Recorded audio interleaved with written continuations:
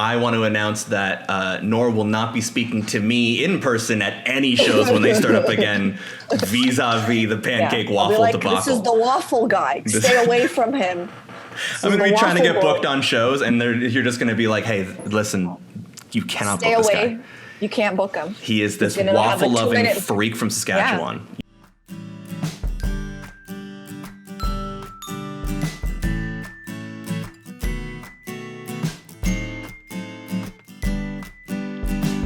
Let's be best friends. Hello, I'm Cole Sauer, and welcome to Let's Be Best Friends, a podcast where I talk to people that I barely know and try and convince them to be my new best friends, because in times like these, who needs enemies? My guest today is a fantastic comedian and television writer, Nour Hadidi. The worst part is I asked how to pronounce your name before we started the show, and then I immediately fucked it up, and I'm so sorry. No, I thought you said it well.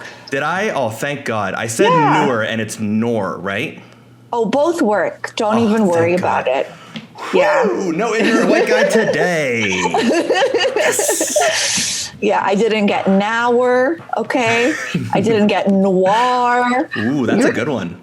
Yeah, noir, like the color black, but in French. So exotic. What's the worst mispronunciation you've ever had? Nour. Nour?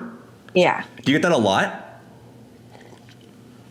I don't get it a lot, but I do get it in big moments. Like I was doing a TV taping and the host said, "Welcome to the stage, Nour Hadidi." And I was like, this is a TV taping, and they had to do it again. Yeah. And I was so nervous because I was about to go up, and you know, when you're in the mindset to be in your comedian and you were like preparing your jokes and like you're about to hit the stage, and I was just like thrown off by it. Oof. So I think, that is the worst when you're prepping for something like that, like a big show or like any big moment, and then something like that, like someone fucks up your name or someone fucks up like your title or pronouns, it can completely annihilate any zone you were in.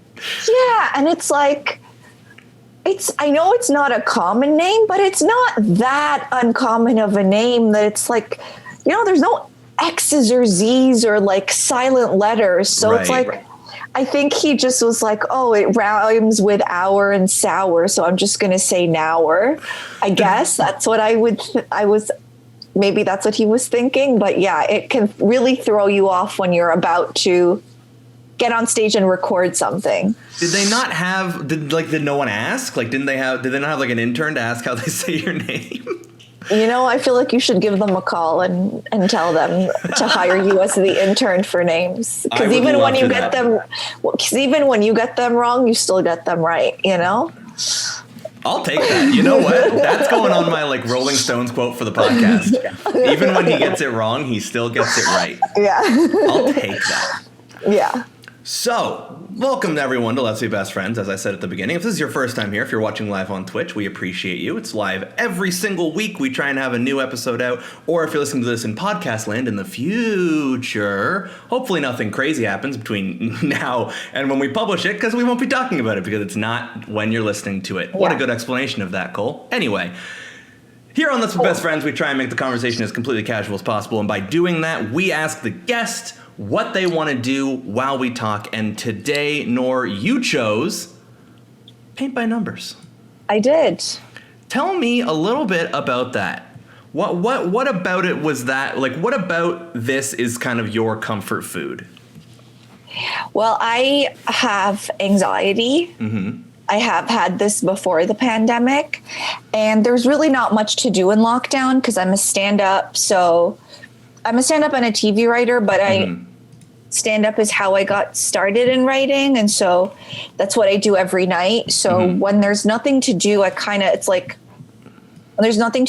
gave myself something to look forward to every night and something to complete. Like you feel a sense of accomplishment when you finish something. Right.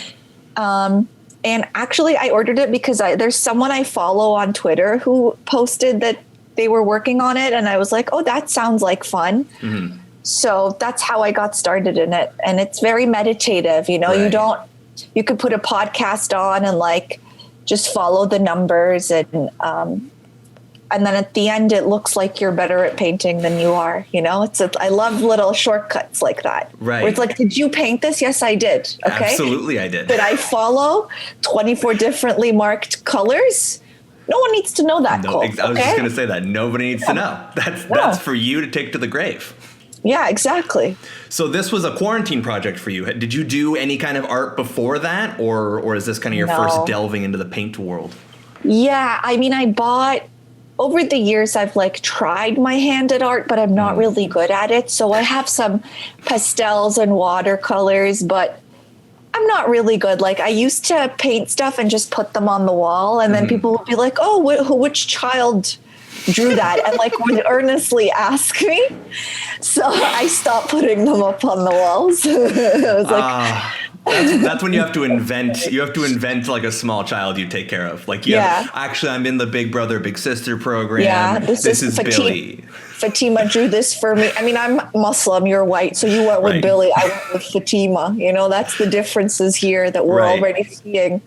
But yeah, I got to invent a small child. How old are they? They're 3. You know, lower, you got to go with the lower, as low as possible, so that it ends up being impressive. You know, then it's really impressive that Fatima / Billy did this. Yeah, Fatima / Billy. I want to meet these twins. These twins. Billy and Fatima. Everyone knows the twins, Fatima and Billy. That's they hang out every day at school. You know. Yeah. They're hard to miss. They're hard to miss. You know, because he's very white. He's got a Saskatchewan shirt on, and she's always holding the Quran. So it's hard. It's a weird mix. Do you know what I mean? So this is a perfect segue into this. Before we started the show, you pointed out you wanted to talk about this. So I'm wearing my Saskatchewan Rough Riders shirt because I am the only CFL fan that exists on the planet. Yeah. What is the vendetta against Saskatchewan? I'm curious. I had the worst gig of my life was in Saskatchewan. I would love to hear about it. I cried. It was on Valentine's Day. Oh, God. It was in a small town. It wasn't even, I was Saskatoon, Regina. I would have killed for Saskatoon or Regina. It was in a small town, 3 hours from there. Oh my God.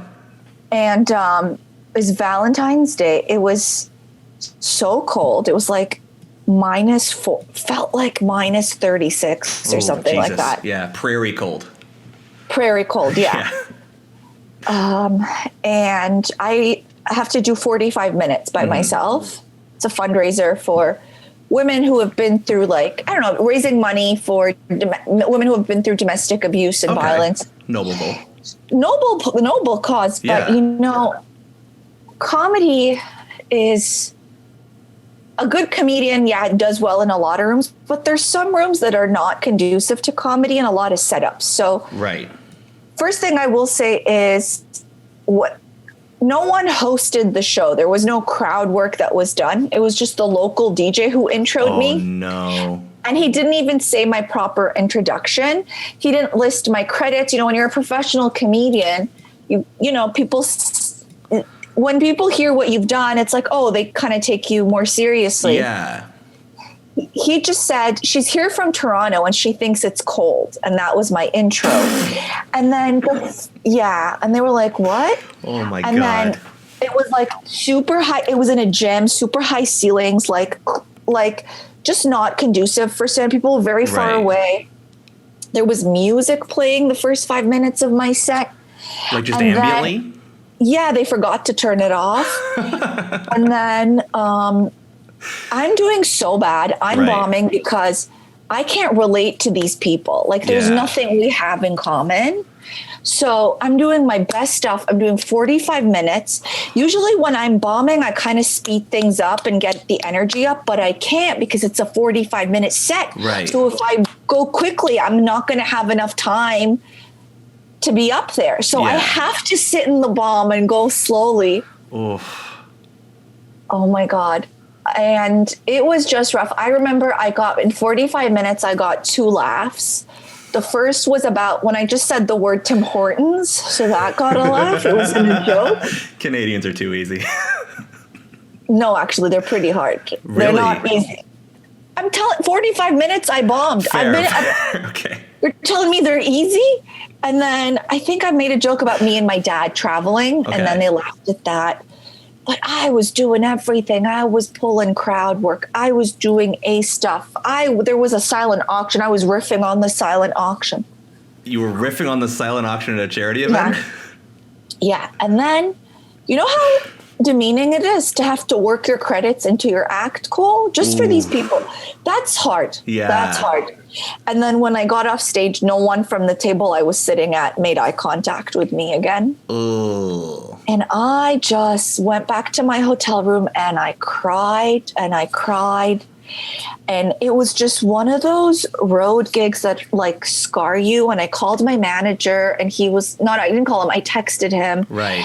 And he sent some responses. He's like, yeah, some of the best comics, they have these like road stories and like, this is part of comedy.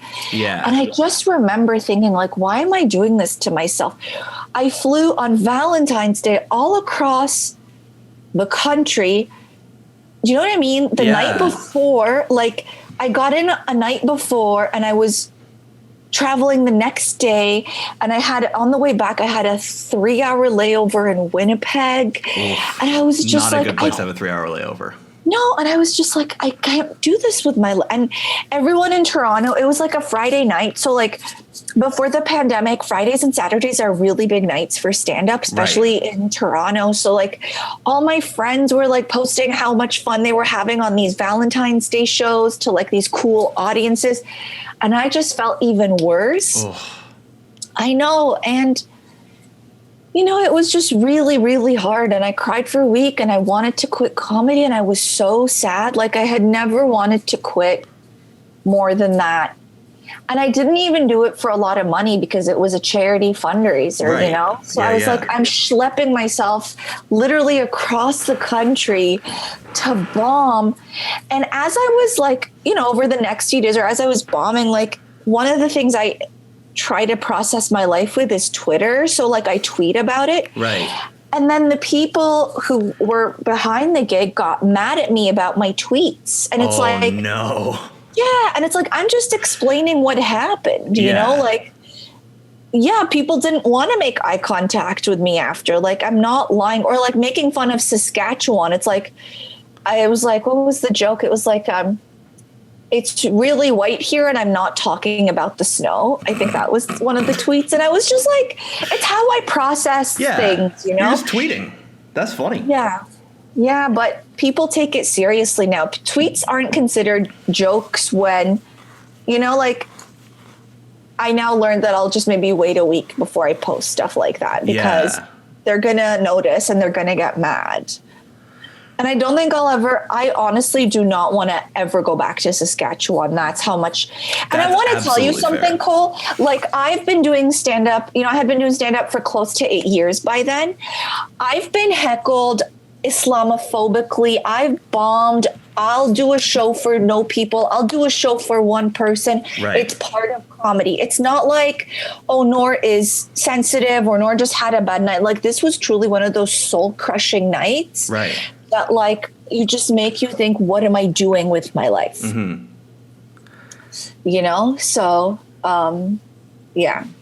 I can change shirts. It's a little too late for that now. Yeah, well, I mean, it brought a very good story out. I mean, good in the sense of it's just good, it's a like good story. An interesting story. Yeah. So I want to ask. So you said you were in comedy. You said 8 years by that point. Yeah. So how long have you been in total then? Well, I started in April of 2012. Okay. And that gig was February 2020. Oh, that was recently.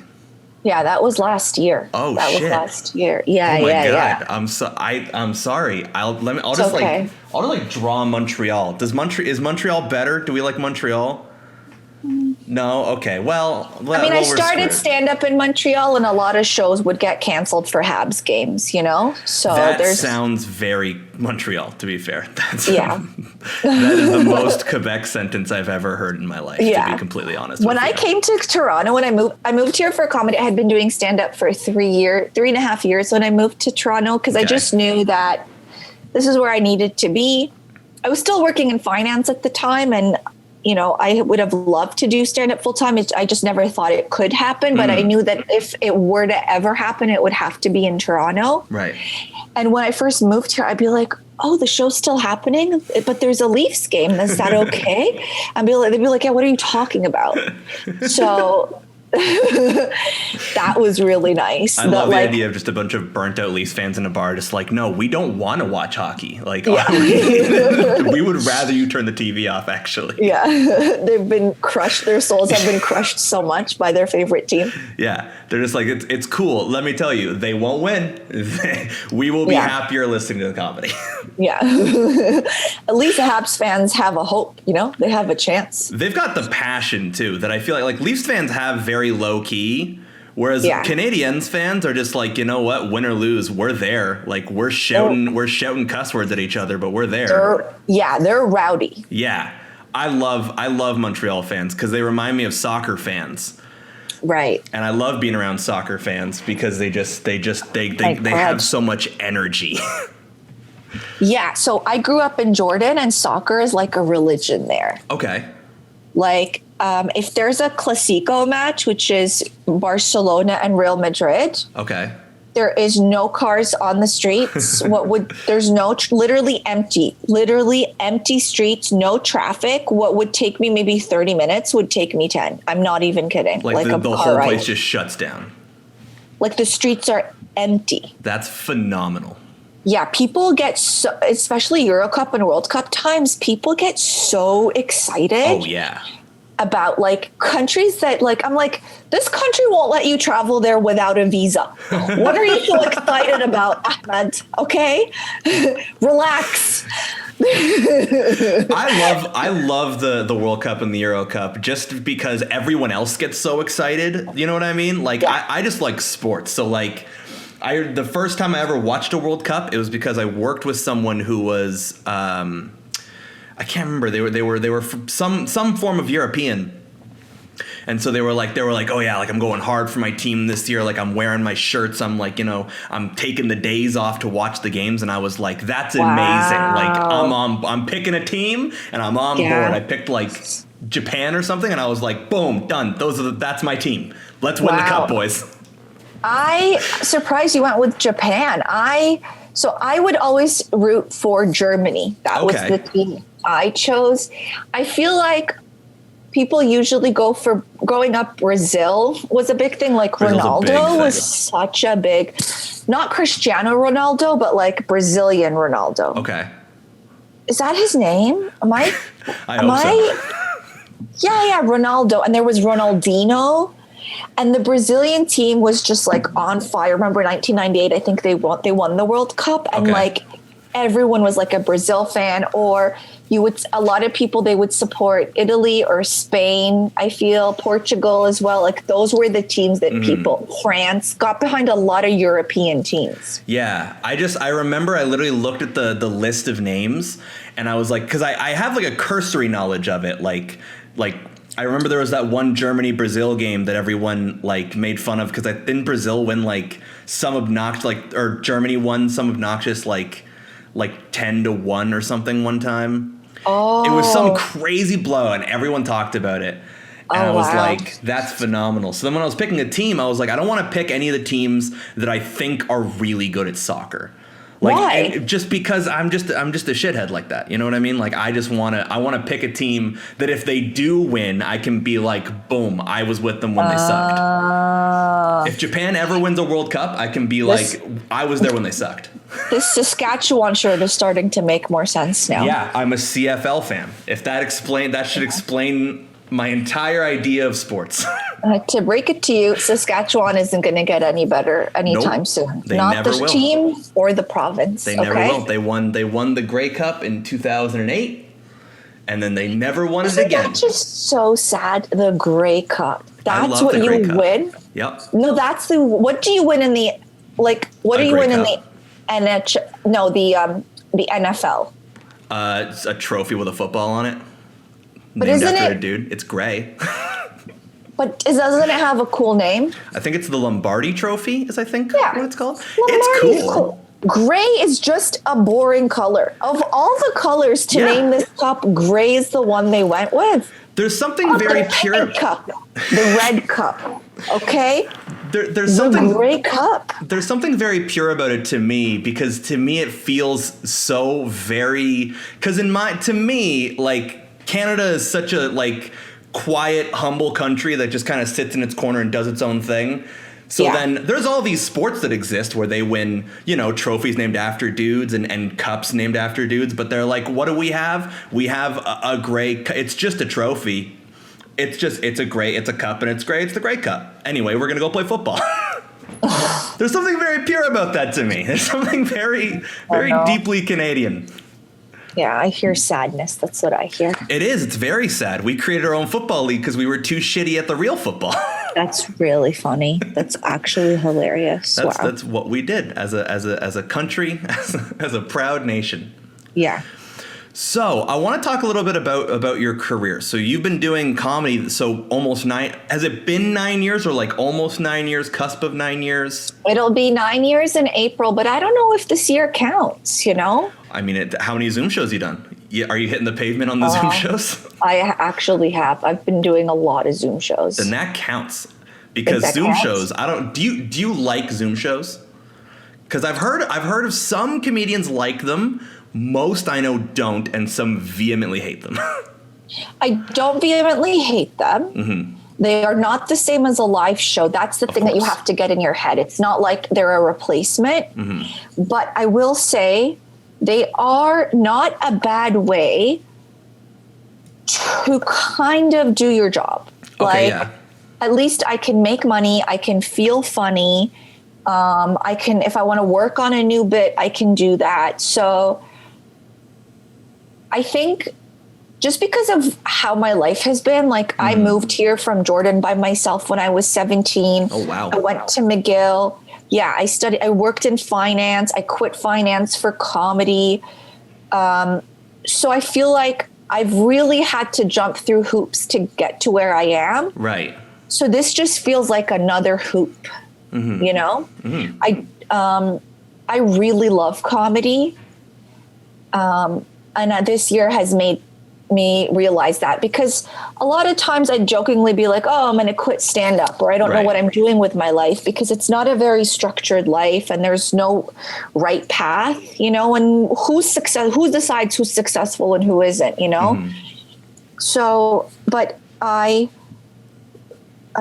think around 2017 was my 7-year mark, and I really had to change my relationship to stand up. I kind of got caught up in, and a lot of comedians do this, and it's just the nature of it, but by comparing yourself to other people, and you start to chase credits, you start to be like, oh, I got this festival, I got this booking, oh, why didn't I get this year?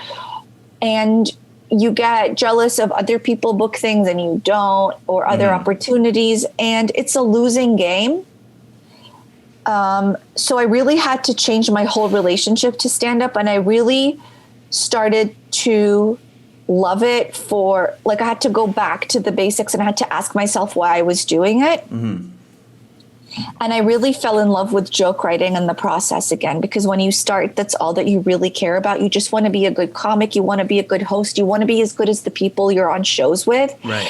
And I feel like the first 3 years in Montreal were very much that for me. And it's when I got to Toronto that things were really competitive. Mm-hmm. And so I had to change I now do comedy because I truly love it, and what excites me, anything I book, like a festival or a credit, it's just like the cherry on top. It's not what I'm chasing. Right. Okay. Because that will not bring you happiness, and you will get the credit and you will go to the festival and then it'll be over and then you'll feel empty. So if you can derive your happiness and joy from the work itself, of like writing really good jokes, being a really good performer, working on your act, maybe you're working towards putting a really good album together. Maybe you want to be really good at like tweet joke writing, like focusing on deriving your happiness from things that you can control is the only way I think you can do this and maintain your sanity. So that has was really good for me. But that's why this past year has been really hard, is because I truly am happiest when I'm doing my job. Right. And that was taken away. And even when things kind of opened up again and we were doing them on patios or in a reduced capacity inside, it's not the same, you know? Right. So much of what you enjoy from stand-up is the best shows are the packed ones with the low ceiling and everyone's in each other's faces and everyone in the green room hanging out. So I haven't been able to do my job in the same way in a year. Right. And that's been really hard to adjust to. How do you think it's going to be going back? Because I've seen a lot of people. I saw a lot of people right at the beginning being like, I don't know how we're going to continue. And then we kind of, people started figuring it out, Zoom shows and like that, outdoor shows, patio shows. And now we're getting to a point where there's kind of a light at the end of the tunnel. How do you think it's going to be going back? Like, do you think there's going to be a bit of kind of like rust that you're going to have to shake off? Like, is it going to be weird for you to perform in front of people again? Yeah, I mean, I was really scared. The first time I did stand up was in the summer after like 3 or 4 months off. And I was so scared. But the minute I did it, it was like no time had passed. And I just truly feel at home up there. You know, when you've been doing something for 8 years and for the past 2-3 years before the pandemic, almost every night, it doesn't go away. Right. And I might have to like shake off some rust. I mean, this is the longest for sure because my last set was in November and we're now in March. Yeah. Okay. Yeah. So this is the longest I've been, but, I might be rusty, but it's not going to stop me from, and I'm going to be really nervous, but it's not going to stop me from performing. And, I don't know if it'll be what it was like in the past in terms of like people coming out and the capacity stuff. But I do think that after this has happened, audiences and that really do appreciate live comedy way much more than they did in the past. Like all the shows I've done since the lockdown, since March 2020, the audiences have just been amazing and just so happy to be there. So I do feel like there will be an appreciation for stand-up and comedy and live events and that kind of entertainment. I think people are really hungry for it. Right. And I hope we get to do it in a way that feels safe for everyone. Do you think there will still be a heckling culture when we come back?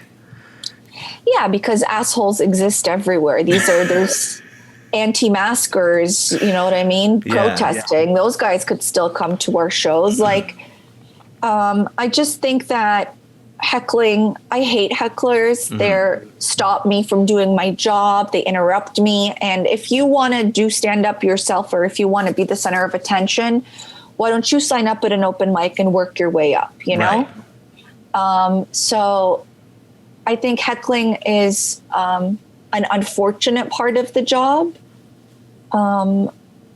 Yeah, and maybe it'll be to a lesser extent because people want to enjoy themselves, but I wouldn't be surprised if hecklers still heckled, you know? So how do you kind of deal with that? Because I know, like, because I was like just kind of starting out when everything shut down, and it can be really even nice heckling, like even people just trying to you know what I mean? Like people just kind of trying to be funny, like they just shout something out. Yeah. Like even that can really kind of throw you off. So I'm curious to know, you've been doing it for so long. I'm sure you have kind of, like kind of built in responses or how you deal with it. Right. So, yeah, that's a good point. I feel like when it's a man who interrupts me, I'd be like, I have this line where I say, wow, nothing manlier than interrupting a woman at work. And that usually gets a laugh. Right. Yeah. Or if someone slurs something out and I can't understand, I'd be like, is your translator here? Like, can you stop talking? Like there's things I've picked up or learned or, done over the years. Right. But it is really unfortunate. And I think the more you do stand up, the more comfortable you'll be on stage and the easier it'll be for you to deal with hecklers. Right. So I remember getting really good advice. It's like the best advice you could do, work hard, write a lot, perform a lot, and just don't give up. And those are like I know they don't sound like they're particularly good advice, but it's the best advice. Right. It's just persistence at that point. Yes, just keep doing it. And, a lot of comics have different views on comedy. So I'll have these great discussions with other comedians. I personally am of the view that material is an expression of who you are as a person. Okay. So your act is a vessel for you. Other comics are like, no, I don't really care about what it is I'm saying on stage. It doesn't necessarily represent me. I just want to get a laugh. But that's not how I see it. So to me, the material and the joke that you write and craft, like, you're trying to be yourself on stage. And so once you do more of that, you'll become more comfortable and you'll be you. And if someone heckles you because you are funny, you within you are funny, you will deal with them that way. Right. In a funny way. Because you, Cole, are funny and your comedy act is an expression of who you are. Yeah. Does that make sense? I think that makes perfect sense. I think it's really interesting because, I think there was a time, and I don't know if it's still like this, but I think there was a time where the perception was like, comedian destroys heckler who said something mean to them. And that's the YouTube video. You know what I mean? Yeah. And then I think it's kind of become more of, like that, like it's just about continuing, like not even really acknowledging it like that, just making like a quick joke, adding it and keeping going. It also really depends on what you want to do. Do you want to talk to them? I don't really want to talk to someone who's interrupting me. I don't want to give them more attention. Or if they really bother me, I want to talk to them and shut them up and try and put them in their place. Right. Whereas if I'm doing crowd work, I'm much friendlier and I want to talk to people. So,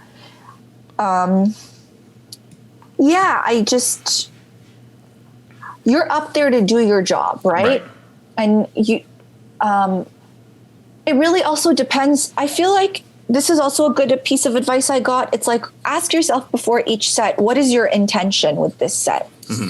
Do you want to work on jokes? Usually you have a set list that you want to work on, right?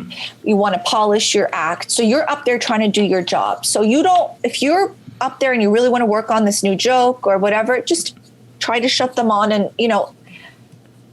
go on with your act. Right. If you have 5 minutes, but you're just getting up there to not necessarily work on anything new, but just you got booked on a show, you want to do a great job, the jokes by heart, you're not really working on anything. Right. Maybe you want to work on being more you and riffing on stage and talking. Maybe you can engage with them further and see what you can come up with in the moment to shut them down. Right. So it really depends on how comfortable you feel, what your intentions are. No one will judge you. That's the thing, is that you're your own boss in comedy. You get to decide what you wanted to get out of the set. You get to decide what you want to do. If you just ignore him, people think that ignoring a heckler is like, you can ignore him. You don't have to just be like, okay, relax. I'm trying to work on my act. Or, okay, sir, we get it. You can sign up later. You don't even have to retort with something funny. You could just be like, I'm working now. Okay. Yeah. The Rude show is at 10 p.m. You can sign up at that one. Or just something, so. I like that in your explanation of it doesn't necessarily have to be funny. You're still being funny. But here's the thing. It's like, the more comedy and stand-up you do, I really think you will get funnier in this. You yourself will be funnier. You'll be thinking, you know what I mean? Like I just find that the funnier the comic becomes, even off stage, it's like you can't help it. It just comes out. Yeah, you just become a comedian, Yes. I swear. Not everyone is funny, right? So like if you're trying stand-up and you're working at it and you're doing it professionally and you're succeeding, that means you are a funny person. Right. And I think it's going to help you unlock that. And I think the best comedians are the ones who, like, off stage and on stage, like they're themselves, they're able to portray on stage who they are off stage. Right. So can you speak to this? Because I've heard of some people are, Some people kind of get in the zone, right? And so it's just kind of themselves, like you say, it's themselves, but it's turned up a little bit. So do you find that it is like there's a difference between just like this, we're just talking, and going on stage and performing, you know, where for you does it come where you're like, okay, like I need to turn on? Like, what do you do to kind of like turn on? What does that look like for you? This is more casual and conversational. When it comes to performance, I feel like when you start off in comedy, I feel like you have to be both a writer and a performer in stand-up. And usually when we start, you're better at one of those things, right? So I was for sure a better writer. I didn't have any background performance, and I really had to work on my performance skills, and I had to come out of my shell. Right. So I think like right before I go on stage, like when I have 2 or 3 minutes left, I'm kind of just going over my set. And then I think in that moment, I kind of start getting in the zone. But then when I'm on stage, that's when it is like I'm performing. Like you don't see it probably, but like, yeah. And like, I try to be more fearless now. I feel like it doesn't matter. You like act out, emote, be silly, like do things with your face. I used to be so self-conscious, you know, I used to be like, just like set up, punch and writer and laid back. But like, I really had to embrace acting out because I was really shy growing up, and, you know, and I still have social anxiety sometimes. If I'm in a room with people I don't know, that can be hard sometimes. I think the more you do stand up as well, it'll be easier for you to get in the zone and turn it on. Because when you're doing 2 to 3 shows a night, 3 weeks straight, it's like, you got to be able to do that. Second nature. And that's another thing is when I quit finance for comedy. When you're a comedian and you're having a bad day, it doesn't matter. You have to perform for people. You know, if I'm having a bad day and I work in finance, that's fine. I'm behind my laptop. I don't have to talk to anyone. I'm just at my desk. Let's say a family thing happened, or I'm not feeling well, or I had a fight with someone, you know. But when you're a stand-up, it doesn't matter. You're booked. Okay. You're going to cancel your spot because you're not feeling well. No, that's not what's going to happen. So I find that you're able to, the more you do it, and when you do it professionally for money, you're going to be able to compartmentalize and say, this is my job. I'm going to turn it on and then I'm going to do it now. Right. Do you find that that's helped you just in day-to-day life? Like you say, like that kind of mentality of like, you know, whatever I'm going through, whatever's happening in my life, that doesn't matter right now. Like, do you have that ability to kind of go into almost like that show mode just to exist? I actually think that takes a lot of energy. So no, I think when I'm not doing that, I'm usually resting at home. I don't have as much of a social life as I did when I worked in the corporate world because I conserve all my energy for nighttime. And stand-up is a very social job. You know, people may not think it because you're on stage alone up there, but the behind the scenes, saying hi to everyone, hanging out, it takes a lot out of you. Right. And I actually think that, and I watched this really great video that I sent to my therapist. It was Gary Gulman, who is my favorite comedian of all time, he put out a special called The Great Depression about how he went through his depression. And he had this video with Judd Apatow, Maria Bamford, and Patton Oswalt, and they were talking about mental health. And Patton Oswalt had a really good point. He said, comedians and writers, they have the highest rates of depression because they're always in their heads. We're overthinking everything. Right. We're observing all the time. When we're not on stage, we're trying to come up with material. We're trying to come up with tweets. Little things I notice. I have so many tabs open. How do I turn that into a tweet? Here's the joke. We're ruminating. And rumination is the worst for depression and anxiety.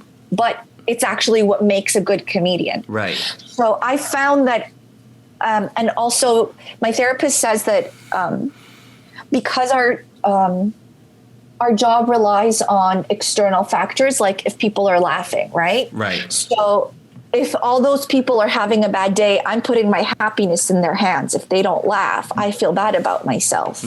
So those two things combined make happiness kind of harder to achieve for comedians. So when you say, oh, did this attitude help you? Not really, because that attitude I save for the stage. And when I'm not on stage, I'm overthinking things all the time and I'm ruminating. And even the next day, I tape every set, and the next day I watch it. I tape it on my phone. Right. I upload it on YouTube. I have a private link. I listen to it. I watch it. If there's any new jokes I'm working on, I transcribe them. I listen to what part didn't work and what part didn't. I have to take it out. I have to think of what to replace it with. I have to think about every single word and how it fits into my act. So that's a lot of energy that you're spending just trying to be a comedian, overthinking, just trying to be good at your job. Right. So something you said was really interesting. So you said you had more of a social life when you were in like the corporate world than you do now. And I want to touch on that because I think a lot of people see entertainers in general and specifically comedians as these people who are, they're out every night, they're partying, they're like, they're like not like necessarily exciting people, but they're, it's true. They're at bars every night, they're hitting, they're hitting the towns and all those kinds of things. But then, the reality of it is like that. Most comedians are just, average people who are funny and perform and write and work like you say, it's a job. So what was that transition like for you from the corporate world where you did have more of like an average life, more of just like a normal social life to now? Yeah. Well, I would, it was after work, you'd meet up with your friends on weekends, you'd go to the cottage not that I've been to a cottage, but you'd go on a vacation together, you'd plan fun things. Let's go biking. And like, that's kind of how you get your fulfillment in life, right? Because the job is like draining you, but it's how you make money. So hanging out with the friends is the fun thing. But now it's very different. Doing stand-up is the fun thing. And I don't have time to see my friends. I really don't. I've had it slowly happened where like, oh, I can't make the company Christmas party. So all my social work obligations went. And then you just slowly stop being able to make it for things like, oh, we're going to go out for the weekend. Sorry, I can't on the weekend. I have shows Friday, Saturday. Right. So it kind of slowly happens by itself. And you'll notice that a lot of comedians become best friends with other comedians.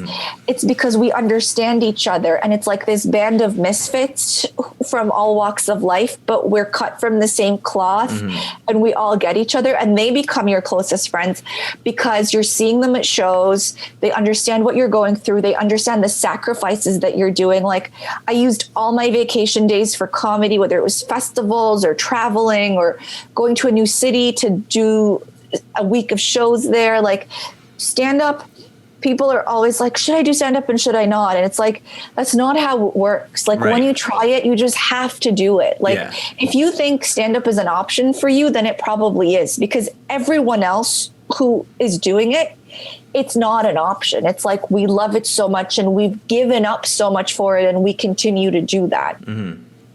So it's I've heard it described a lot as it's like a bug. Like you go to your first open mic and whether you bomb or whether you do good, it's like, oh, like I got to do that again. And then you do it again and again and again and again and again. Like, yeah, I did my first set actually in 2010 and I did well. And then I bombed. I went back the next week and I bombed so bad. And I did not do stand up for another 2 years. Wow.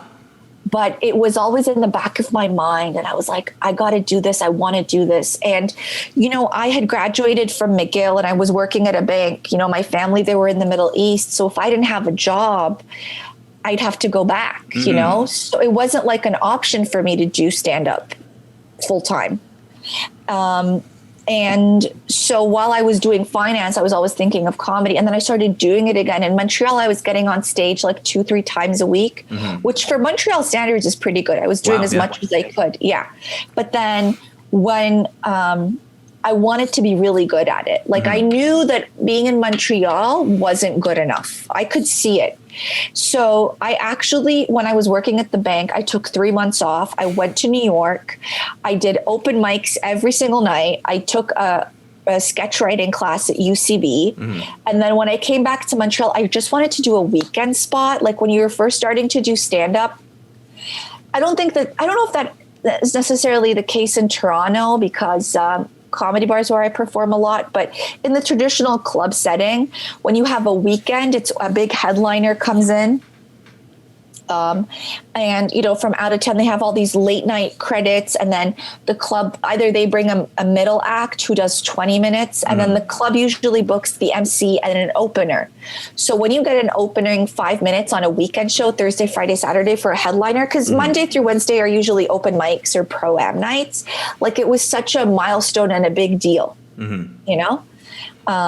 So that's when I went to New York and I came back. That's all I wanted. I just wanted the owner of a club called the Comedy Works, where I had my first gig, is to give me a weekend spot. Right. But when I came back, the club had shut down. It ran out of money. Oh no. Yeah, it was really, really sad. Yeah. And so I only stuck around Montreal for another 5 months, and then I moved to Toronto. Mm-hmm. So what's the difference in the scene been like? I'm curious, because I feel like, in Canada, a lot of people would see Montreal as kind of almost bigger just because it's got Just for Laughs, and that's like the TV, right? Like that's the perception. Yeah. But Toronto it's this hotbed. It's like that. There's open mics every night. There's shows pretty much every day, like varying in size, right? What was like transitioning into the big scene? Yeah, that's a really good point. The Just for Laughs festival is great, and it happens once a year and all these comedians are there. But then the rest of the year, no one really goes out to watch English comedy. The French scene is very supported, but I think people get their English fix once a year and that's it. And so a scene in Montreal is very small. Within 3 months, you'll have met everyone who does stand up. People are much friendlier. I find, I think maybe because there's a bit less stakes, and it really felt like a community. It felt like a beautiful, nice community. And the thing about a small scene is because it's small, there's a lot of bad comedians who get stage time. You just see a lot of bad comedy. Right. And then when I moved here, it was really hard. I had to start over again. The first 3 months, I didn't do any stand-up because I had a really intense finance job.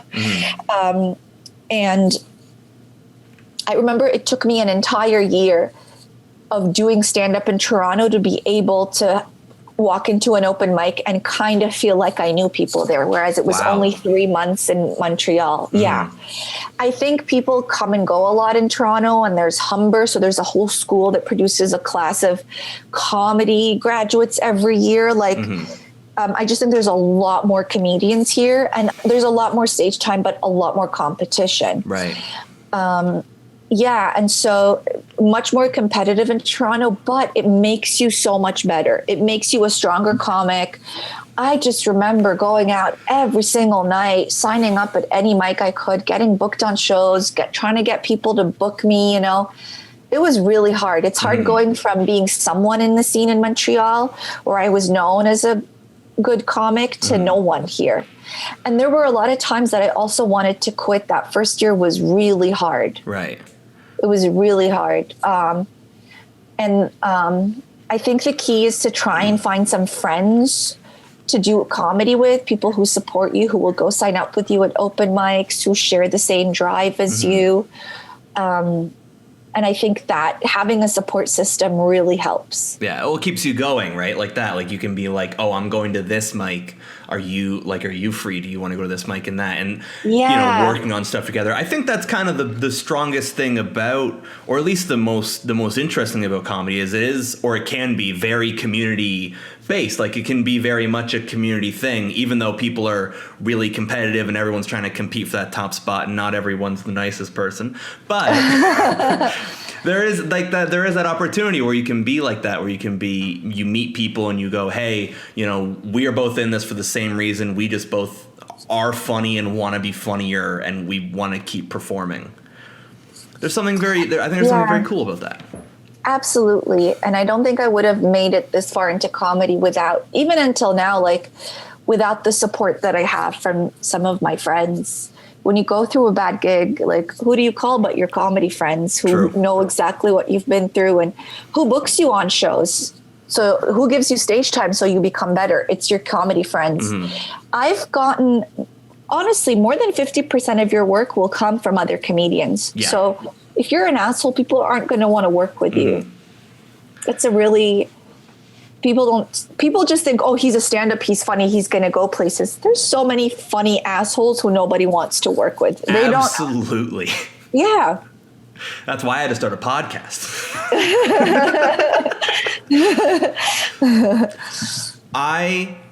I feel like, honestly, I could talk about comedy with you all day, because it's I'm so like fascinated with all of the things that you're saying about it, and I don't just say that to blow smoke like I'm hosting a show. I mean that so legitimately. But however, we're running a show, brother. So are we losing viewers? Fuck the viewers. Yeah? I don't know. It's fine. I am the asshole host. Fuck the crowd. I'm here for me. We're gonna get into the next segment of the show. I feel like we've learned a lot about each other, and I feel like there's only one true way to learn the most about each other we possibly can, and that's with the lightning round. Oh no. That's my favorite reaction that anyone can ever give me. I need you to know that. Nervous. Don't be nervous.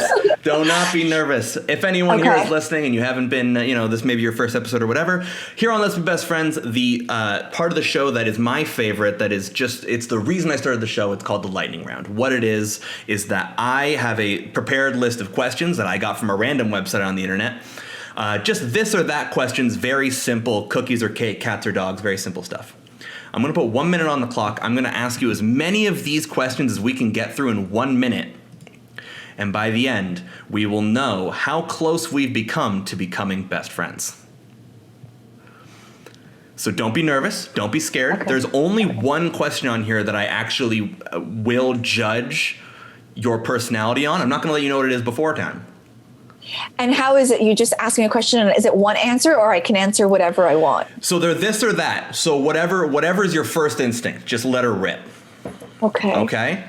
Yes. You've instantly become so much quieter. I feel like you are so nervous. Don't worry. Okay. Okay? Yes. I have my clock ready. I have my pencil ready. If you are ready to go, I am ready to go. Okay, let's see if I'm going to be Nour or Nour. This is good. All right. In 3, 2, 1. Cookies or cake? Cookies. Cats or dogs? Dogs. Computer games or console games? Console games. Pop music or rock music? Rock music. Stuffed animals or dolls? Stuffed animals. Pancakes or waffles? Pancakes. Hot chocolate or coffee? Coffee. Morning or evening? Morning. Text message or call? Call. Libraries or museums? Museums. French or Spanish? French. Summer or winter? Summer. Love or money? Love. Books or movies? Books. Chocolate or vanilla? Chocolate. Coke or Pepsi? Neither. Ooh, love that. Rain or snow? Rain. Comedy or horror? Comedy. Oh, and that is what we've got. Beautiful. I love a good no answer. One answer. Absolutely. I said morning instead of evening, and I'm an evening person. I'm not awake in the morning. I don't know why I said morning. I was just about to say, I always find it interesting when any performer or any entertainer says morning, because I think they are weird. Like, I cannot understand how you can do a job like comedy and be like, yeah, brother, I'm up at 5 a.m. every day. No, that was a mistake, Cole. I like to apologize. We will accept this, and we will change it. I am going to tabulate the score. While I do that, I want you to have this time. Tell everyone at home where they can find you, what you're up to, where your social medias are at. Okay. Where you can find me, I live near Christie Pitts Park. So if you're walking around the park, you could see me there. But if you don't, I'm at Nour Hadidi, NourHadidi. And I sometimes do stand up in the park, and I post videos of that. So I have a few clips coming up soon. If you guys want to watch me perform to 3 pigeons and a bench, you can do that. And I will not be wearing any Saskatchewan t-shirts. In fact, I will be attacking anyone who does. They are Islamophobic. They are racist. They are sexist. And they just don't want to see black or white. They just want to see gray, like the gray cup. And I don't stand for that. Yeah. Is that enough time for you to tabulate? Yeah. Did you tabulate? So hard. I'm laughing too much. Yeah. Who got the finance degree, me or you? I gotta tell you, not me. I think if you've ever had, I don't know if you can tell by the time we've been spending here, I have an arts degree. Right. I have not done math seriously in 10-ish years. Oh, wow. Beyond taxes, and when I do taxes, I just kind of collect all of my stuff, and I go to this old man from Halifax who works at an H&R, and I'm like, here you go, buddy. Nice. Set me up. I used to go to H&R, but now that I'm in comedy, I see a comedy accountant. Her name is Deb. Shout out to Deb at Art Books. She is fully booked, so you unfortunately cannot book with her this season, but maybe try your luck for next season. I love the idea that the comedy accountant is as exclusive as a big comedian. Like they are booked solid throughout the year. They are in New York. They're in California. They're spending some time in Europe. Like, yeah, Deb's the woman. Okay, Deb is the woman, and we stand Deb till the day we die. Let's all remember that. Nour, I want to say that I will not be calling you Nour because I want to tell you that I've had so much fun talking to you, and I hope you've had fun being here on the show. Yes, I did. Your score today in the lightning round was a solid 13 out of 18.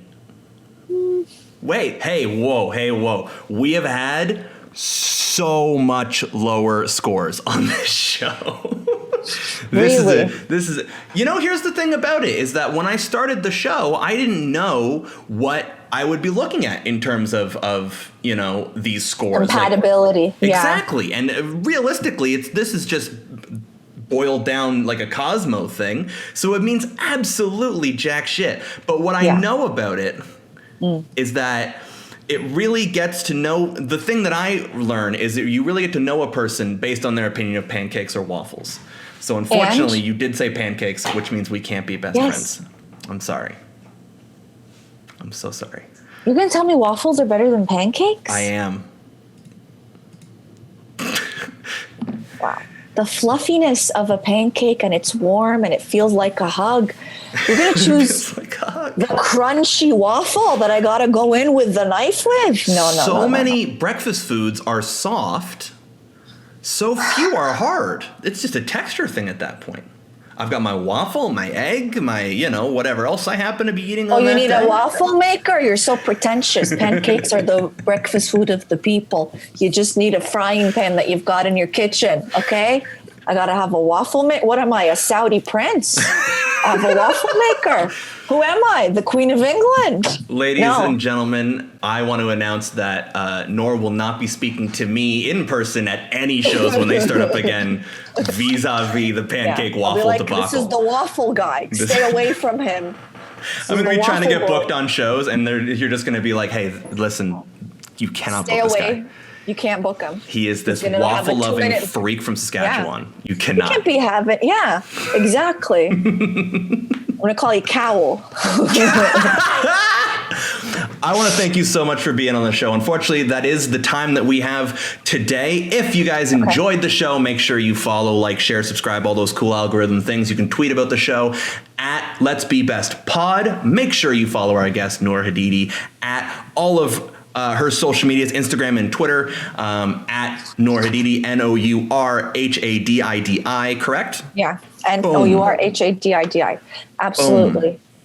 If you enjoyed the show today, make sure you share with your friends. You can rate us on Apple Podcasts, Google Podcasts. You can follow the show on Spotify. It helps a lot just because it gets the name out there. And you know me, I'm a one-man operation. You can also go to OldKingCake.com and you can find all the things that I'm doing. It's all posted up on there. We have a merch store, which is pretty cool. Don't want to brag. It's pretty good. It's okay.